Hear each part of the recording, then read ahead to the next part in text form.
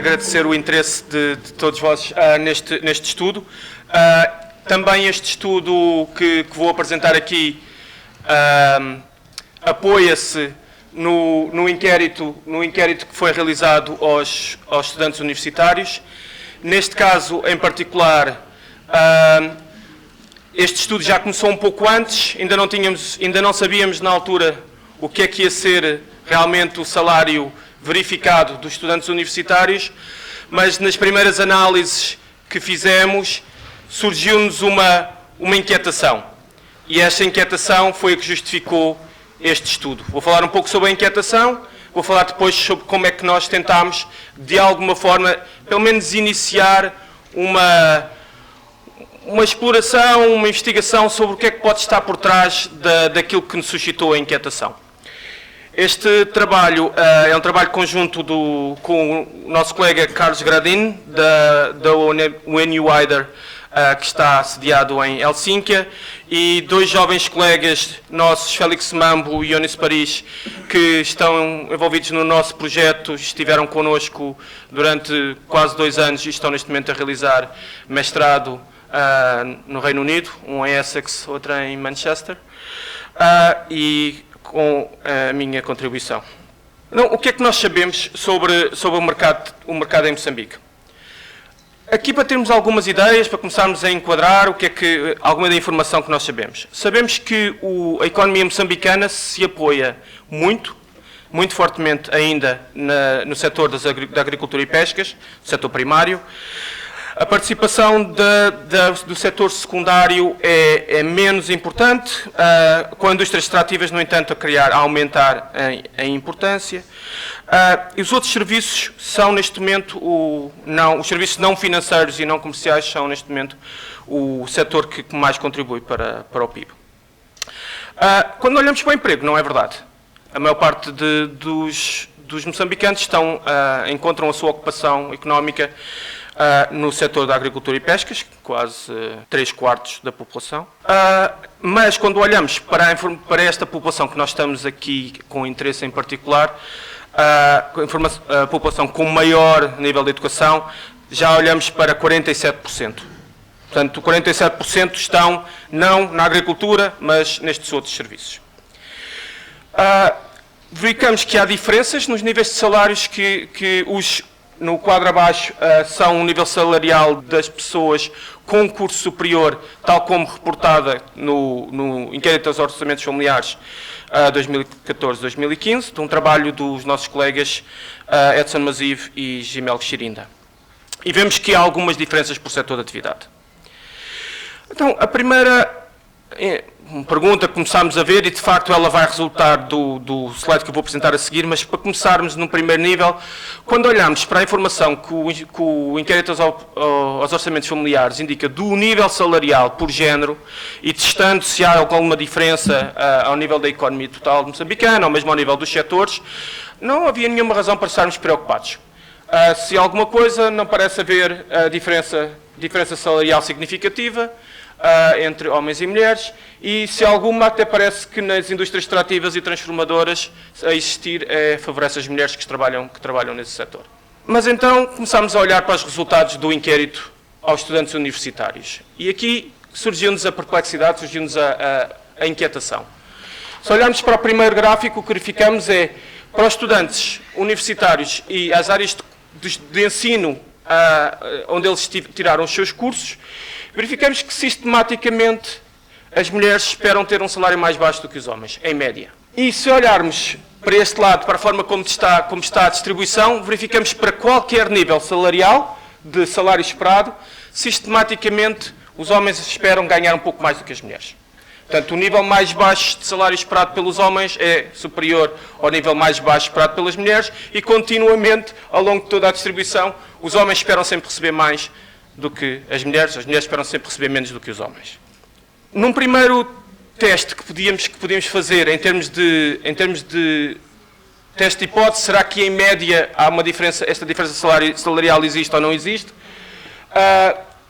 De facto, nas expectativas de salário nós encontramos, e eu faço aqui referência aos valores a azul do p-value, que dizem que aquela diferença que ali está do salário médio entre homens e mulheres, que no caso da economia total moçambicana é uma expectativa salarial de 29 mil meticais média para os estudantes universitários homens, uma expectativa salarial de 25 mil, para ser simpático, média para as mulheres, para as estudantes finalistas universitárias, esta diferença é significativa. E é significativa para quem desejava trabalhar no setor do comércio, serviços financeiros e outros, aquele agregado, também é uma diferença significativa, e é uma diferença também de 4 mil meticais mês, e nos transportes e energias, novamente significativa, 4 mil meticais mês. Então, mas o que é que pode estar por trás disto? Bom, para nós procurarmos, no início do nosso processo de tentar responder à nossa inquietação, procuramos ver o que é que a literatura diz. E o que a literatura nos diz é que quando as pessoas procuram firmar a sua expectativa de salário, quer dizer, todos nós, quando não sabíamos quanto é que íamos ganhar, quando começássemos a trabalhar, como é que nós soubemos, como é que nós começámos a saber? Normalmente as pessoas confiam e aprendem com as escolhas e com os rendimentos das pessoas que elas conhecem melhor. Familiares, amigos próximos. Essas são as referências que as pessoas têm.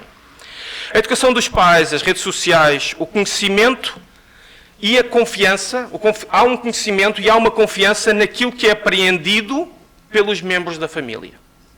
Portanto, a minha primeira referência é aquilo que os meus pais, é o trabalho dos meus pais, mas também das pessoas da minha família, mas também daquilo que eles sabem. Porque eu posso querer começar a trabalhar num ramo que não é o ramo dos meus pais. No meu caso em particular, eu comecei a trabalhar no ramo da atividade dos meus pais. Então eu saberia qual era o salário de entrada, falando com eles. Existem evidências consistentes que fora de Moçambique as expectativas de salário das mulheres são inferiores às dos homens. Portanto, aquela realidade que nós vimos para Moçambique ainda há pouco, verifica-se também em outros países. E as referências são bastantes, como podem ali ver. Mas há outros determinantes, e estes determinantes podem ajudar a explicar de alguma forma, ok, houve aquela diferença, mas se calhar pode ser por níveis de idade diferentes. O estudante é mais maduro, ou pronto, é um estudante maduro, já terminou, já trabalhou e agora é estudante. Ou demorou mais tempo a tirar o curso, ou esforçou-se mais, ou considera-se mais hábil. Ou outras características que podem justificar, e se elas forem sistematicamente diferentes entre homens e mulheres, isso pode, de alguma forma, explicar esta diferença salarial entre homens e mulheres, na expectativa. O que nós sabemos é que a escolha do curso dita um pouco a expectativa salarial. Há um pouco uma consequência, e nós vimos ainda há pouco aqueles setores de atividade serem diferentes. Se eu tiro um curso de engenharia e acredito que vou trabalhar numa área que precisa de engenheiros, provavelmente construção civil, provavelmente a indústria, eu não vou estar muito preocupado com os salários na agricultura. Mas, se calhar, quero saber os salários na indústria. Isto é um dos detalhes. Outra questão que a literatura diz, e resumindo um pouco aquilo que o slide ali aponta, é que há evidência que as mulheres escutam mulheres. E os homens escutam homens, quando conversam sobre a sua vida. E isso pode ditar um pouco as expectativas, no sentido em que as mulheres firmam as suas expectativas, olhando para o exemplo feminino, que emprego é que a minha mãe, que emprego é que as pessoas que as outras mulheres que a minha mãe conhece e que têm o mesmo curso que eu, onde é que elas estão a trabalhar, qual é o salário, e os homens olham o que é que o meu pai e os outros homens que trabalham nas outras áreas, e isto forma, e eu falo se calhar com o meu pai, e se tivesse tido uma irmã, ela falaria com a minha irmã, pode ser este o mecanismo. Se for, existe uma lógica de quase como uma pipeline, como o gás natural, não é? Ele sai de um sítio e vai para outro sítio e não consegue fugir daquele sítio, daquele caminho. Se há um caminho já estabelecido de qual é o emprego normal para uma mulher e qual é o nível salarial que ela vai ter no fim, eu, mulher, posso pensar, é este o meu futuro. Ou eu, homem, posso pensar que o meu futuro é aquele caminho desenhado para homens e onde homens, no fim, recebem um determinado salário. Portanto, de certa maneira, podemos estar naquilo que se chamaria uma profecia autorrealizada. Portanto, eu espero receber menos, eu vou ao mercado de trabalho e quando alguém me oferece um determinado salário, eu aceito o emprego com o salário mais baixo. Eu posso já estar à espera de receber menos, e esta é a grande consequência, o risco desta expectativa e esta inquietação será que as estudantes universitárias, esperando menos, vão aceitar um salário mais baixo. Esta parte nós não vamos conseguir responder,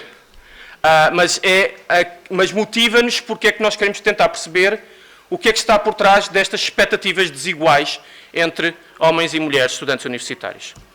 Bom, aqui é uma representação daquilo que o Sam já falou. Nós usamos os dados do inquérito de base aos estudantes universitários. Podem ver quantas pessoas foram entrevistadas das diversas áreas de estudo, homens e mulheres.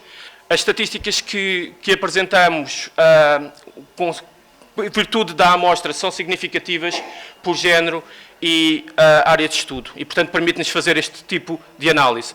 As 6 universidades participantes neste estudo foram a Universidade Católica de Moçambique e Zambeze, nos seus polos da Beira, nos seus campos da Beira, e Maputo, a Universidade Pedagógica Eduardo Mondlane, São Tomás de Moçambique e a Politécnica, nos seus polos de Maputo. Aqui, rapidamente, ver algumas estatísticas descritivas para notar que há algumas coisas, não há diferenças significativas entre estudantes universitários, homens e mulheres, em algumas que eu procurei sinalizar a azul, há algumas ligeiras diferenças. Quando olhamos para a idade, há uma maior juventude das mulheres, elas são ligeiramente mais jovens do que os homens, portanto, a percentagem de mulheres na coorte entre os 18 e os 24 anos é mais alta do que nos homens. São mais as mulheres que acham que a sua performance académica esteve dentro da média e os homens foram um bocadinho mais otimistas relativamente à sua performance relativamente à média. Ao nível do conhecimento da língua inglesa, em termos de autoavaliação, que pode estar correta ou errada, os homens também têm uma percepção de melhor domínio da língua inglesa do que as mulheres. Atenção, neste momento nós não nos preocupamos tanto se isto é verdade ou não, porque estamos a construir expectativas. A minha expectativa constrói-se naquilo que eu próprio acho que é verdade ou não. Pode ser baseado em dados objetivos ou subjetivos. Neste caso, objetivo ou subjetivamente, os estudantes universitários homens consideram-se melhores conhecedores de inglês do que as mulheres. Em termos de origem dos cursos onde tiraram os cursos, há uma ligeira diferença, mas a mais notável é mais mulheres que tiraram o curso na Politécnica. E em termos de origem das famílias, aí há alguns dados curiosos, porque as famílias dos licenciados homens parecem ter um nível de educação mais baixo do que as famílias dos licenciadas.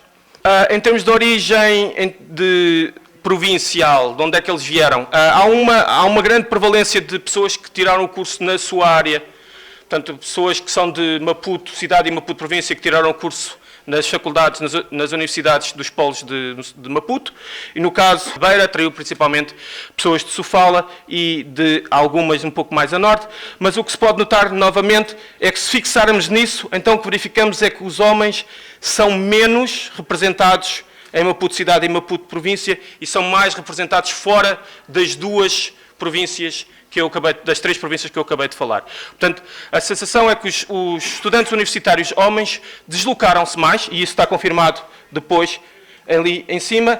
Há uma maior proporção de estudantes universitários homens que se teve que deslocar e que se pôde deslocar para fazer o seu curso. Em termos de satisfação, genericamente, os homens ligeiramente mais satisfeitos com o curso que tiraram. Ao nível de avaliação de habilidades, objetivamente, há só uma ligeira superioridade em termos dos testes, no resultado dos testes numéricos, mas isto também é um resultado composto, tem a ver com a composição dos cursos, e se vocês acompanharam os resultados do inquérito de base, verificaram que há uma maior prevalência de homens que de mulheres em cursos matemáticos, e, portanto, como isto depois reflete isso, acaba por ter essa situação. Então, como é que nós tentámos explicar estes resultados? Recorremos a tentámos explorar isto de algumas formas. Em primeiro, com medições de índices de diferença, ou índice de similaridade. O índice de similaridade, o que ele vai procurar fazer é, para cada tipo, por exemplo, se nós nos focarmos na área de estudos, Por exemplo, aquele D vai-me dizer, vai medir a diferença das proporções de homens e mulheres para cada uma das áreas de estudo. Portanto, se, hipoteticamente, todos os homens e todas as mulheres estudassem na mesma área de estudo, aquela dissimilaridade era 0. Se todos os homens estudassem só numa área de estudo, digamos, na área de letras e humanidades, e todas as mulheres estudassem só na área de engenharia, tínhamos total dissimilaridade, que é 1. No caso do índice de Gini, ele é mais sensível a também a algumas diferenças que acontecem nas áreas de estudo dominadas por um deles, portanto, vai apanhar um pouquinho mais de sensibilidade. O índice de concentração é um subconjunto, consegue-nos dar uma indicação vai ser um subconjunto do valor do índice de Gini e resulta por composição. E então o que nós nos preocupamos já não é tanto o que nós vamos nos preocupar é nas diferenças ordenando pelo nível de salários. E, portanto, ele vai apanhar, vai ficar sensível ao facto de nós podermos ter mais mulheres em setores de atividade, ou que pensavam querer trabalhar em setores de atividade, ou mais mulheres que tiraram cursos em áreas de estudo mais mal pagas, se a proporção das mulheres for mais alta aí, se a proporção dos homens for mais alta nas mais bem pagas, nós temos um valor próximo de 1. Se for ao contrário, vamos ter um valor próximo de menos 1. Depois procuramos tentar verificar em que medida a informação que nós temos sobre as características dos estudantes, com base naquela toda a informação que nos foi fornecida e fundamentada na literatura, em que medida é que ela poderia explicar estas diferenças e, como tal, fizemos uma decomposição das diferenças salariais. Nós fazemos uma análise que é baseada nos dados empíricos, outra baseada na análise condicional, só para dizer que na análise condicional dos indicadores de segregação e estratificação, procedemos a um método que se chama reponderação e que depois eu poderei falar se tiverem interesse. Em termos de genéricos de resultados, eu gostava só de salientar algumas coisas muito rápidas. A primeira é que tentar explicar para vos guiar o que é que significa. O índice de segregação D observado de 12%, diria que para nós conseguirmos alcançar a igualdade, 12% das mulheres teriam que mover-se para outra área de estudos. No caso, estamos a falar da área de estudos. Quando olhamos para o setor de atividade, seria 14% das mulheres ou homens teriam que mudar de área de estudo para fazer a correção de forma a acontecer. O índice de segregação de Gini, como disse, é sempre ligeiramente mais alto, porque é mais sensível a mudanças dentro desses setores. E quando olhamos para o fator de concentração, indica-nos, por exemplo, que havendo uma escolha de curso diferente entre homens e mulheres, de facto, há uma escolha da área de estudos, houve uma escolha que originaria, se nós acreditássemos no processo de pipeline, originaria no fim uma desigualdade salarial de género. Se fosse baseado na escolha, que é interessante, se fosse baseado no setor de atividade que as mulheres e os homens gostariam de trabalhar, de facto, ele aparece negativo. O que significa que, baseado naquilo que era o setor de atividade desejado, e chegámos à conclusão que não foi, em alguma medida, alcançado na apresentação que o Sam fez, até haveria alguma preferência, as mulheres até conseguiriam melhor.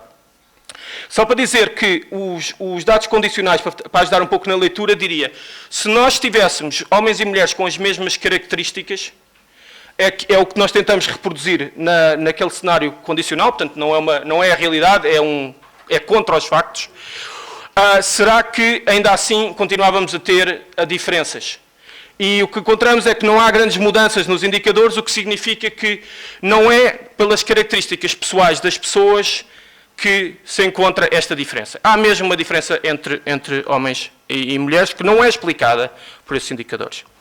Bom, só para tentar tornar isto mais evidente, vemos que, de facto, em termos de escolhas, os homens colocam-se nas áreas de estudo, em áreas de estudo com maior nível salarial. As mulheres, aparentemente, ficam ali na zona mais do meio e depois até aparecem, outra vez, homens relativamente mais representados do que as mulheres nas áreas de estudo um pouquinho menos remuneradas. se fosse explicado pelos fatores que teoricamente nós esperaríamos que explicasse, a distribuição das mulheres seria ligeiramente diferente e, por exemplo, seriam mais representadas do que os homens. Portanto, as mulheres estariam mais representadas do que os homens, por exemplo, ali na área de ciências de saúde, se tudo o que a teoria nos diz que pode explicar e que nós podemos testar através daqueles dados estatísticos tivesse conseguido explicar. Quando verificamos a distribuição por setor de atividade, encontramos uma distribuição aqui um pouquinho mais parecida.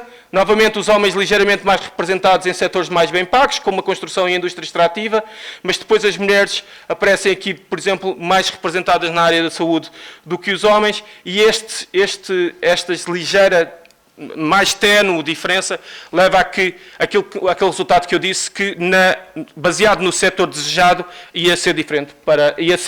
Havia ali uma ligeira, até desigualdade ao contrário. Quanto é que nós conseguimos explicar com a teoria?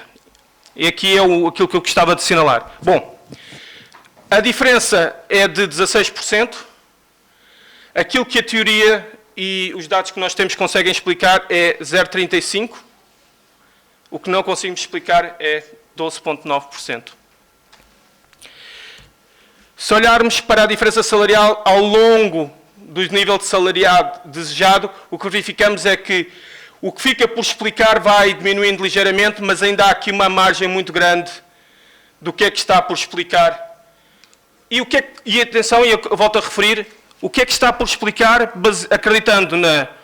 baseando-nos no setor de origem, na província de origem das pessoas, no nível de educação da família, na percepção que que os estudantes universitários tinham da sua capacidade académica, tudo aquilo que nós encontramos que poderia explicar esta diferença para além do género.